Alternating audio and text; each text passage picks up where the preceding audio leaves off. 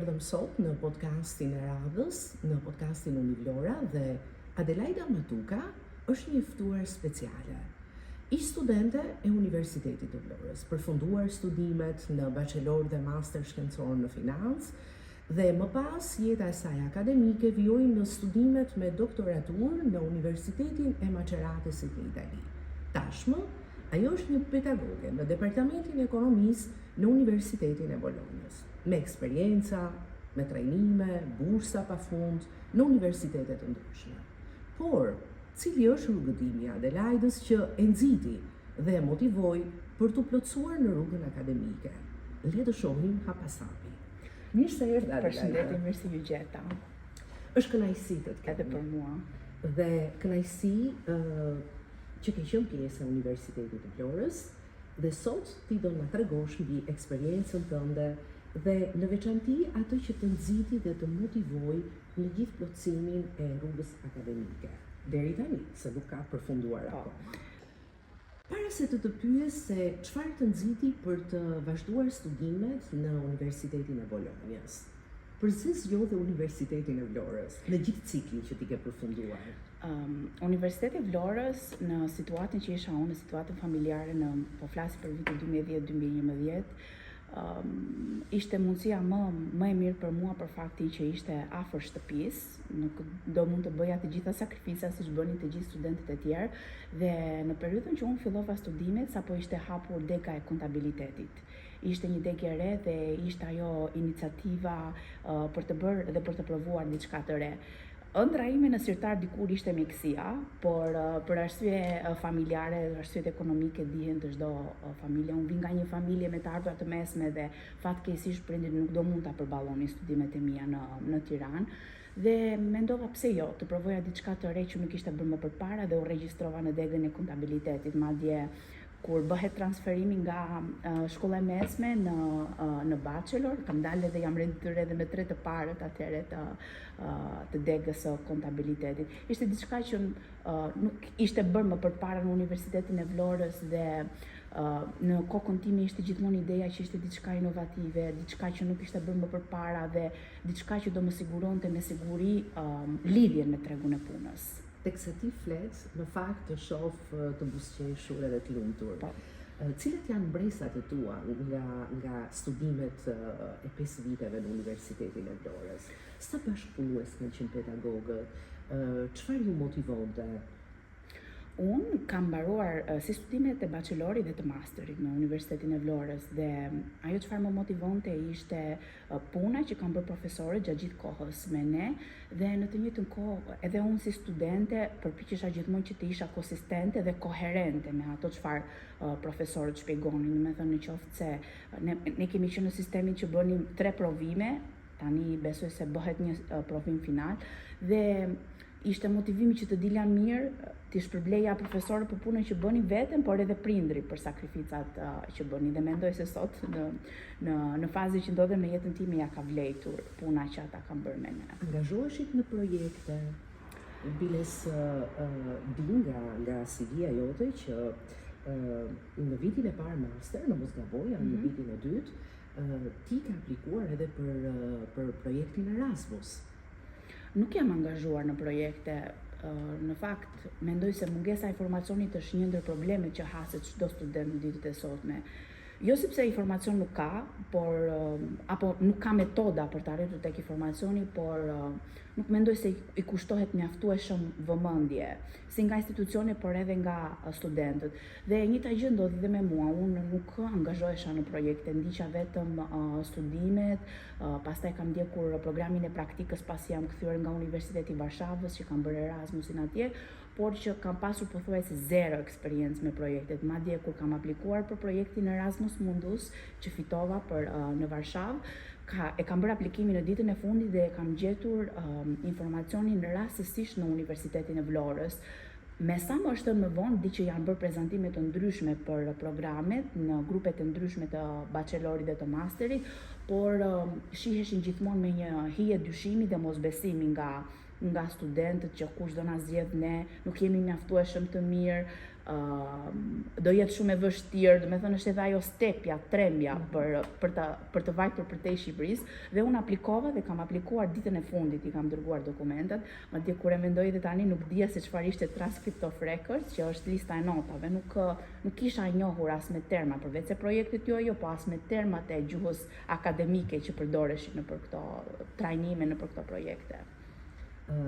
Diçka nga eksperienca jote në Erasmusin e Varshavës, a ishte ajo një shtys që ty më pas të motivoi të merrje pjesë në projekte të tjera, siç edhe më the jashtë kamerave? Po, atëherë, eksperienca në fillim në Varshavë ka qenë një shok total kulturor, por edhe informacioni, sepse vrulli informacioni që kalonte në Varshavë ishte shumë herë më i madh se sa ajo çfarë isha unë mësuar në Vlorë, por jam shumë e kënaqur ta them dhe shumë krenare për veten dhe Universitetin e Vlorës nga vi që bazat i kemi vërtet të forta të formimit.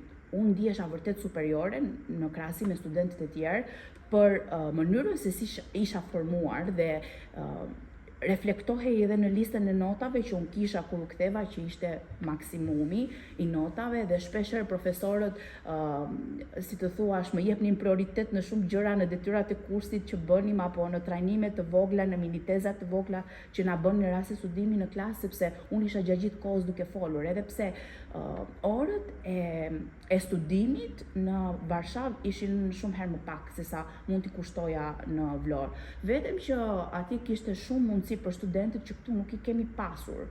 Kishte gjatë gjithë kohës trajnime, kishte gjatë gjithë kohës seminare, mundësi përfitimi për blerje, për transportin, aksesi në libra, aksesi për gjuhët e huaja, edhe për klasën e zumbës, të notit dhe çdo gjë tjetër. Dhe pavarësisht çdo gjëje unë ndihesha vërtet krenare dhe superiore në krahasim me studentët e tjerë, dhe pas Erasmusit pastaj fillova ta shikoja botën me një këmbvështrim tjetër.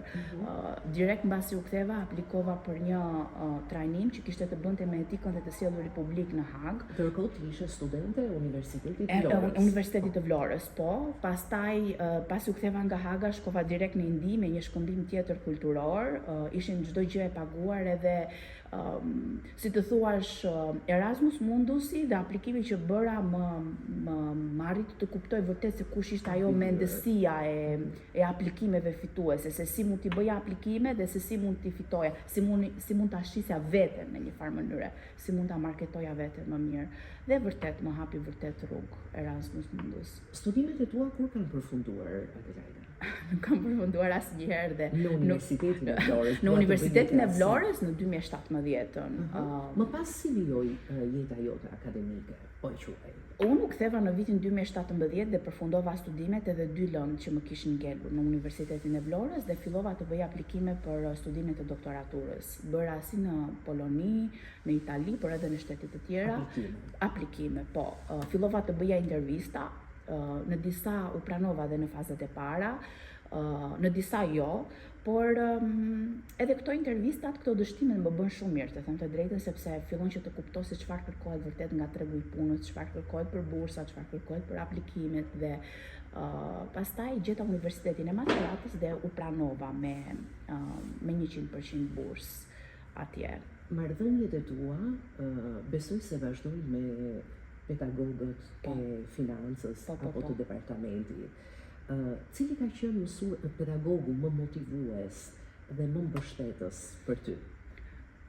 Nuk dua që të jap emra, pa dashur të ofendoj dika apo të haroj dikë, dua t'i falenderoj përzemërsisht të gjithë departamentin e ekonomisë dhe financën, sepse nuk mendoj se dikush më ka motivuar më pak apo më ka ndihmuar më pak në rrugëtimin tim. Secili prej tyre mendoj se ka vënë tullat në formimin tim.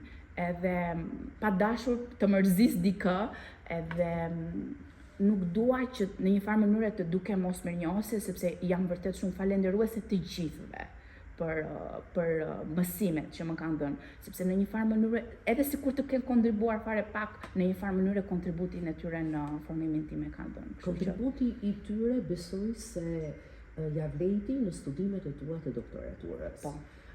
Më thuaj pak të lutem, si ishte eksperienca jote në Universitetin e Maçaratësit në studimet e doktoraturës? Krahasimi me Universitetin e Vlorës, me studimet, me pedagogët, me motivimin, me gjithë mënyrën e funksionimit të kurrikulës dhe të arsimit. Në fillim kanë qenë shumë i vështirë. Nuk e mohoj që i kam bërë valixhe shpeshherë gati për të kthyer në Shqipëri, sepse formimin e kisha vërtet të mirë, por që neve na mungon pjesa praktike, na mungon pjesa e programimit, aplikimi i njohurive që kishim në programim, në software të ndryshëm dhe unë këtë gjë fatkeqësisht nuk e kisha. Mund të isha vërtet shumë e mirë, mund të dija teorinë, por nuk dija praktikën dhe nëse nuk ishe e aftë të bëje pjesën praktike, është sikur të mos kesh bërë ose sikur të mos dish teori.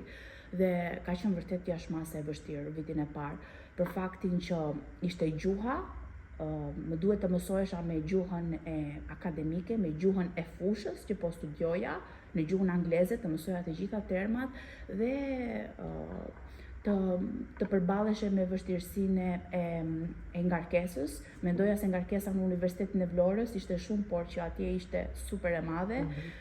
Pastaj ishte presioni i kulturës, sepse isha vetëm, dhe presioni për të mos humbur bursën, sepse nuk mendoj se familje shqiptare apo shumica familjeve shqiptare do mund ta përballonin fëmijën që ta dërgonin me studime jashtë.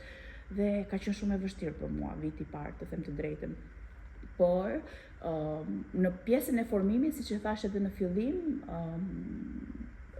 kishte gjëra që unë vërtet i dija në krahasim me studentët e tjerë, pjesën e limiteve, derivateve, shumë gjëra që unë i kisha bërë që në shkollën e mesme. Ish nxënëse e Alidemit dhe kam marrë vërtet baza të forta në matematikë, kam qenë profili shkencore dhe kur i thosha profesore mund të mos vi sot sepse unë këto gjëra i kam bërë në shkollën e mesme dhe ata habiteshin. Më thoshin, po si ka mundsi, i ke bërë ti këto gjëra në shkollën e mesme? Dhe unë vërtet i kisha bërë në shkollën e mesme, apo kisha bërë gjatë bachelorit apo gjatë masterit. Por vështirësia më e madhe ishte pjesa e programimit, pjesa e praktikës, e aplikimit të asaj çfarë kisha mësuar. Sfidat pas kanë qenë pafund. Pafundësisht shumë. Pasi përfunduan studimet, i morë titullin, një titull shumë i rëndësishëm në fakt, i cili shpërblehet pas një mundi, por më pas si vijoi jeta jote akademike, Adelaida? Unë fillova të bëja aplikime të ndryshme në Europë, jo vetëm në Itali, por edhe në shtetet e tjera, por vendosa që të qëndroja në Itali për faktin që nuk do më duhej që të bëja konvertimin e titullit ndoshta apo në Shqipëri, sepse nëse do të më duhet të vi në Shqipëri, duhet që të njoh titullin. Janë disa procedura më shumë legale, burokratike, se sa vetë puna apo roli që do të duhet të kryej, dhe vendosa të qëndroja në Itali duke qenë se e njiha tashmë sistemin italian. Bërë aplikime, kam bërë pafundësisht aplikime, vetëm në Universitetin e Bolonjës kam bërë diku te 18-19 aplikime, dhe fillova të bëja intervista pafund në universitete të ndryshme, derisa në Universitetin e Bolonjës u pranova në 2 departamente dhe pastaj isha unë ajo që zgjodha. Ti kërkove që ti kushtohesh jetës akademike. Po. Atje fatmirësisht ne punojmë me projekte, do të thënë bëjmë kërkim të mirëfill shkencor, nuk punojmë vetëm në masimdhënie, në didaktik, siç e thonë ata, angazhimi me projekte, dhe kam pasur vërtet fatin që të punoj me projekte të Bashkimit Evropian, me projekte Horizon 2020, H2020, dhe janë vërtet grupe heterogjene, grupe të ndryshme që e vetmja gjë e përbashkët e grupit është njohuria dhe motivimi dhe objektivat për të ecur përpara. Nuk ka pengesa gjuhësore sepse punojmë të gjithë në anglisht, dhe ja vlen sakrificat që bën, sepse ndihesh vërtet pjesë e grupit të punës dhe nuk do t'ja di njeri se nga vjen, se çfarë formimi ke, sepse çdo gjë shpaloset përgjatë punës, rrugtimit tënd. Dhe momentalisht jam duke punuar në një projekt, por është i financuar nga Ministria e Shëndetësisë italiane.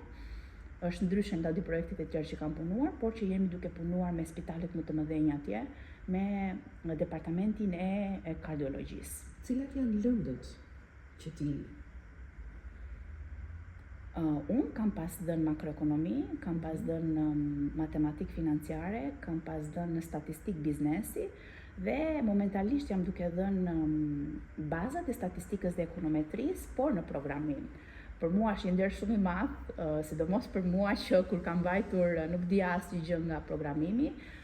Momentalisht jam duke e dhënë këtë lëndë, është gjithmonë përfshin pjesën praktike, pjesën e aplikuar. Është në anglisht, jap në 2 programe masteri dhe kam pasur nderin që të bashkëpunoj edhe me një organizatë ofitimprurse që quhet Germin, e mbështetur nga GIZ dhe nga EU for Innovation, nga zyrat në Tiranë, më përzgjodhën dhe jemi duke bërë edhe duke programuar përfshirjen time në disa institucione në Shqipëri, që do të vihet në jetë, në zbatim, më falë, me futjen dhe me e kësaj lënde që unë jap në një pjesë të lëndëve që janë tashmë në universitetet shqiptare. Në muajin nëntor organizua 30 vjetori i Universitetit të Vlorës dhe në mos gaboj ti ishe ndër studentet ekselente, dhe je certifikuar. A e ke menduar që në gjithë këtë background, e cila sigurisht nuk ka përfunduar në jetën tënde, të jesh kontribuese në një status tjetër si pedagoge në Universitetin e Vlorës? Nuk e mohoj që kur më ka ardhur mesazhi atë natë, si studentit ekselente, kam qarë pafund për faktin që për mua ai mesazh ishte mishërim i të gjithë sakrificave, mundit, përpjekjeve që unë kisha bërë për gjatë këtyre viteve. Kam pasur oferta, të them të drejtën, nga institucione të tjera, nga universitetet të tjera në Tiranë, por Vlorës nuk do t'i them asnjëherë jo. Unë jam lindur dhe jam rritur këtu, jam formuar këtu dhe në një farë mënyrë ndjej si detyrim moral që të kontribuoj për Universitetin e Vlorës dhe në bashkëpunimet që po bëj me organizata fitimprurse, me projekte të ndryshme, Universiteti i Vlorës ka qenë gjithmonë zgjidhja ime e parë. Ne kemi krijuar në Universitetin e Vlorës. Adelaida, bursa e përmenda dhe pak më parë në hyrjet podcastit. Trajnime, bursa, eksperienca, projekte. Si ka qenë mënyra e aplikimit dhe si janë realizuar ato në gjithë këtë background akademik? Të gjitha janë realizuar online, jam munduar gjatë gjithë kohës që të gjithë trajnime, bursa që mund të kontribuojnë gjithmonë në formimin tim, edhe mendësia ime gjithmonë ka qenë gjithmonë me bursa, sepse ka qenë e pamundur nga ana ime financiarisht që t'i paguaja dhe i kam përdorur gjithmonë edhe intervistat apo aplikimet e dështuara në një farë mënyre si eksperiencë për të përmirësuar edhe për të marrë më të mirën nga ato aplikime, apo edhe si një mundësi për të parë se çfarë mund të bëj më tepër në intervistën e ardhshme. Edhe e kam kthyer në një farë mënyre në strategji përpara se të bëj aplikimet. Filloj që me pozicionin që po aplikoj, filloj se çfarë mund të shtoj unë tek aplikimi që mund të bëj, si mund të kontribuoj trajnime apo seminari që do ndjek në formimin tim dhe të bëj lidhjen ndërmjet të dyave. Kjo është vërtet strategji e mirëfillt që vetëm duke bërë trajnime, duke qenë në kontakt me rekrutues të ndryshëm, duke qenë në universitete të ndryshme, duke pasur eksperjenca publike gjithmonë edhe tashmë më bëhet diçka normale. Në fillim ishte shumë e vështirë, por tashmë është bërë pjesë e imja edhe është diçka që më ka ndihmuar vërtet në formimin tim, por duke kursyer apo duke shpenzuar shumë pak lek. Universiteti i Bolonjës ka shumë student shqiptar dhe besoj edhe shumë student nga qyteti i Vlorës. Sa mbështetëse je ti, si bashkëpunon ti me ta? Çfarë marrëdhënie ke krijuar? Unë të them të drejtën, në fillim nuk kam qenë shumë në kontakt me studentët sepse unë jam vetëm në master edhe mundësit për të qenë në kontakt me studentët shqiptar është shumë herë më e vogël se sa kur jep në bachelor që klasat janë shumë herë më të mëdha. Por kam pasur shumë kontakte nga vetë studentët kur kanë parë emrin e zyrës aty Adelaida Matuka dhe më thonë që shiko se unë jam nga Vlora, po jam nga ky qytet. E kanë nevojë mbështetje. E kanë nevojën e mbështetjes dhe ka pasur raste që mund të jem takuar me ta, mund të kemi pirë një kafe, të kemi shkëmbyer një bisedë me njëri tjetrin. Por dhe nëse është e mundur dhe përfshirja në këto trajnime apo projekte që ti nuk të heziton. Po. Adelaida, ne kemi vetëm pak muaj dhe kemi nisur këtë podcast si pjesë e laboratorit mediatik, një iniciativë e shkëlqyer e rektores së universitetit dhe që më pas ajo do të vijojë me një radio universitare, me gazetën Studenti, ku patjetër që të ftojmë të jesh pjesë. Dhe do doja të dija, si është marrëdhënia jote me rrjetet sociale të universitetit, informacioni që more mbi podcasti dhe që për ne është shumë kënaqësi që ti je pjesë sot e saj.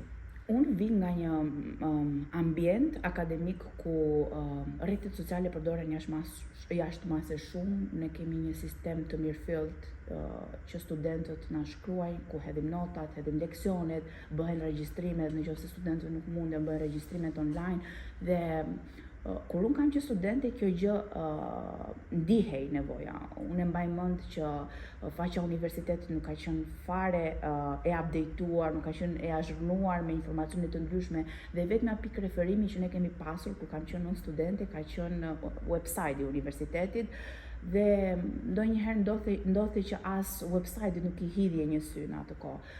Por unë realisht e kam parë podcastin tuaj që nga fillimi, sa po më informuan edhe për certifikatën e ekselencës si studente më të mira, kur erdha që mora certifikatën dhe ju përgëzoj vërtet, dua të falenderoj ty, por edhe rektoren për këtë iniciativë, sepse kjo i jep universitetit një përqasje tjetër, i jep përqasjen më afër studentit dhe më afër personave që janë jashtë universitetit dhe në një farë mënyre e përmirëson imazhin si të universitetit por edhe të stafit akademik që është pjesë e universitetit. Në një farë mënyre zhvishet përtej mureve të universitetit në mënyrë metaforike dhe kjo është përqasja që i duhet universitetit, sepse në fund të fundit ne jemi në botën e teknologjisë dhe marketingu në ditët e sotme është në shpejtësinë e erës dhe ne sot nuk kemi nevojë për chatbot, nuk kemi nevojë për AI, ne kemi nevojë për njerëz dhe për emocione, përpara se të zgjedhim dikë apo një institucion. Dhe mendoj se kjo është përqasje e duhur që i nevojitet Universitetit të Vlorës. Tashmë jam duke e shfletuar her pas here duke parë se çfarë bëjnë dhe më bëhet vërtet shumë qefi dhe jam shumë krenare për përqasjen që po ndiqni, për rrugtimin që po ndiqni, po shikoj që po bëhen publikime për shkëmbime të ndryshme, për konferenca të ndryshme, për trajnime të ndryshme që më përpara ishte, por jo në masën që është sot. Edhe për ne është kënaqësi që ti në Universitetin e Bolonjës përfaqëson Universitetin Ismail Qemali. Për pak muaj maturantët do të zgjedhin rrugtimin e tyre. Ata janë duke bërë aplikimet e formularëve për të plotësuar degët ku ata do të studiojnë. Por në këtë mikrofon të Univlorës, unë do kisha shumë dëshirë që ti Adelaida si gjimnaziste alibemse, si vlonjate.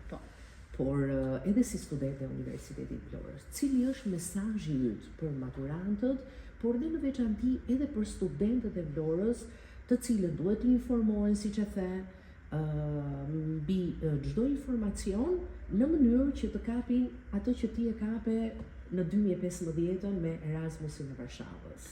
Unë mendoj se mundësit janë gjithandej.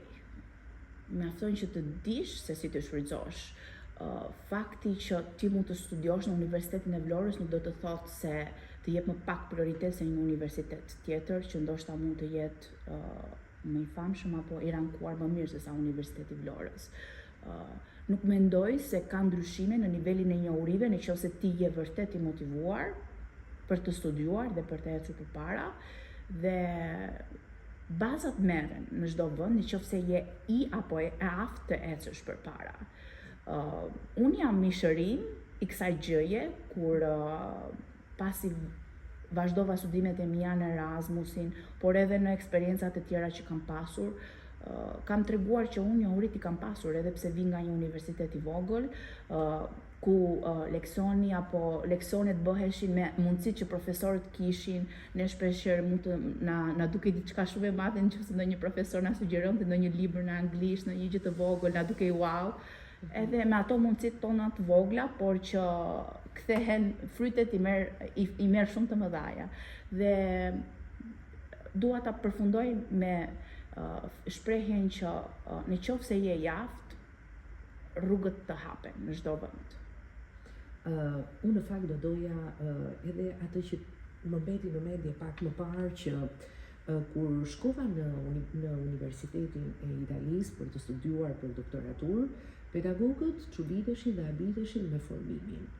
A mund të më bësh një krahasim midis pedagogëve të Universitetit të Italisë dhe pedagogëve të Universitetit Florës, se këtu është edhe ai mesazh që maturantët nuk kanë nevojë që të studiojnë jashtë. Ata duhet të prekin sepse backgroundi, gjithë formimi i mirë mund të merret edhe këtu në Universitetin e Florës.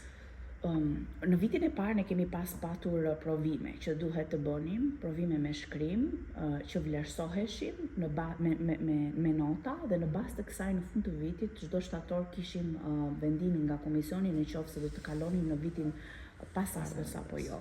Dhe shpeshherë mua më ndodhte që kishim leksione për shembull në ekonometri, leksione në statistik, apo leksione në matematikë financiare, dhe unë mund të shkoja herën e parë, herën e dytë, pastaj humbisa interesin sepse ishin gjëra që unë kisha bërë. Dhe profesorët më thoshin, po si ka mundësi që i ke bërë? Edhe unë i thosha, po profesore, unë i kam bërë, po i kam bërë në master, unë i kam bërë në shkollë të mesme, për shembull limitet apo derivatet për mua janë gjë shumë banale dhe ata i bënin në mënyrë të avancuar, por i bënin në doktoraturë, në programin e doktoraturës. Dhe sistemi ishte shumë herë ishte sistem më i hapur, më i lirshëm për studentin, ndërsa sistemi shqiptar, sistemi universitar shqiptar është sistem më rigjid, është sistem më i fortë, vërtet na krijon vërtet baza, na krijon presion, sepse presioni është shumë i madh. Të paktën kur kam qenë studente, siç e thash, ne kemi pasur lëndë me 3 provime dhe duhet të bënim çdo 4 javë apo 5 javë duhet të bënim provime, dhe duhet se s'bën të ishe konsistente dhe koherente me të studiuarit, sepse përndryshe të rastisnin provime 2-3 provime në ditë apo brenda javës dhe nuk mundesh ti dilje ballë një lënde për 2 ditë apo për 3 ditë. Por pavarësisht kësaj, pavarësisht presionit, të krijon vërtet bazat e forta për të patur, sepse doktoratura, ngarkesa është akoma më e madhe dhe mund t'ja dalësh vetëm nëse je mësuar apo do të mësohesh me kalimin e kohës, me ngarkesën që është atje. Herës tjetër ne të presim edhe me kolegë. Po, shumë faleminderit. Me kolegë të Universitetit Bolonjës, por për ta mbyllur unë desha diçka në lidhje me jetën tënde familjare. Ti nuk jeton në Vlorë. Jo, nuk jetoj në Vlorë. Unë jam mami një vajze 4 vjeç e gjysmë. Momentalisht jam celebruar. Bashorti im është italian, prindrit i kam në Vlorë. Në origjinë jemi nga Tepelena, por që unë jam lindur edhe jam rritur këtu. Është shumë e vështirë të them të drejtën balancimi të dyjave, balancimi i mamit edhe i profesores, por mundohem që të bëjmë të mirën ndërmjet të dyja roleve. Fatkeqësisht në vitin 2021 unë kam humbur edhe tim në moshën 24 vjeç dhe një ndër arsyet pse nuk kam vendosur që të shkoj në një shtet më larg ka qenë prindrit e mi dhe dhimbja që mund të shkaktoja nëse do largohesha, kështu që shpirtin e kam e Vlorën për prindrit e mi, për vllajin tim, por edhe për të gjithë kontributin që ky qytet dhe ky universitet ka bërë. Dhe për të mbyllur, se gjithmonë e them pyetjen për ta mbyllur, por gjithmonë ti më nxit për të pyetur për një gjë të re. Momentalisht, a je duke menduar ndonjë ide, ndonjë projekt në lidhje me Universitetin e Bolonjës dhe Universitetin e Vlorës si një bashkëpunim interesante të bukur për studentët edhe për pedagogët. Atëherë, në të shkuar unë kam pasur bashkëpunime me Universitetin e Vlorës. Unë kam pas qenë pjesë e dy organizatave jo fitimprurës atje. Kush është duke më dëgjuar e di, por kam vënë dorëheqjen vitin e kaluar për faktin që nuk mund t'ja dilja të gjitha gjërave. Kam pasur postin e zëvendës presidentes dhe së bashku me kolegët e mi, ne kemi pas bërë të mundur shkëmbime, bashkëpunime të universiteteve dhe kemi pas sjell nga Kosova dhe nga Shqipëria 45 student në Universitetin e Maceratës dhe të Kamerinos, gjithçka e mundësuar nëpërmjet bursave. Ka qenë ky bashkëpunim midis ministrive. Kemi pasur përkrahje shumë të madhe, sidomos nga Kosova, nga Ministria e Arsimit atje, dhe që u vu në zbatim me marrëveshjen dhe erdhën dhe 10 student në fillim nga Kosova me bursa 100% në Universitetin e Kamerinos, pastaj pati dhe student shqiptar, më duket se 2-3 nga Vlora. Dhe për momentin unë hoqa dorë sepse nuk mundesh aty përballoja, por që nuk e mohoj që dëshira është dhe idet i kam.